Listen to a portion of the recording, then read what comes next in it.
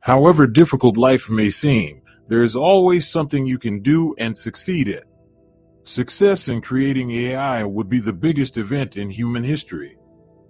Unfortunately, it might also be the last, unless we learn how to avoid the risks. Look up at the stars and not down at your feet.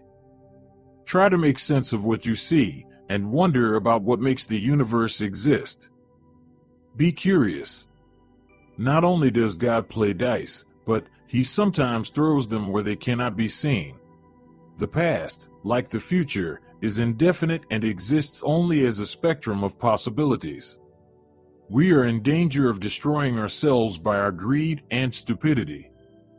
We cannot remain looking inwards at ourselves on a small and increasingly polluted and overcrowded planet. I have noticed even people who claim everything is predestined and that we can do nothing to change it, look before they cross the road. When one's expectations are reduced to zero, one really appreciates everything one does have. There could be shadow galaxies, shadow stars, and even shadow people. I regard the brain as a computer which will stop working when its components fail.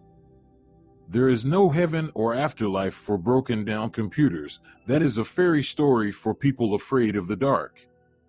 I'm not afraid of death, but I'm in no hurry to die. I have so much I want to do first. We are all different. There is no such thing as a standard or run-of-the-mill human being, but we share the same human spirit.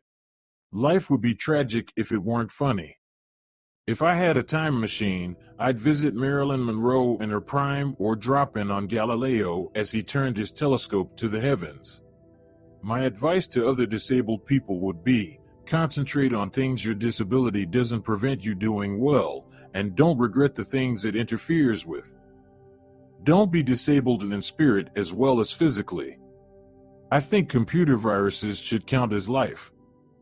I think it says something about human nature that the only form of life we have created so far is purely destructive. We've created life in our own image. To my mathematical brain, the numbers alone make thinking about aliens perfectly rational.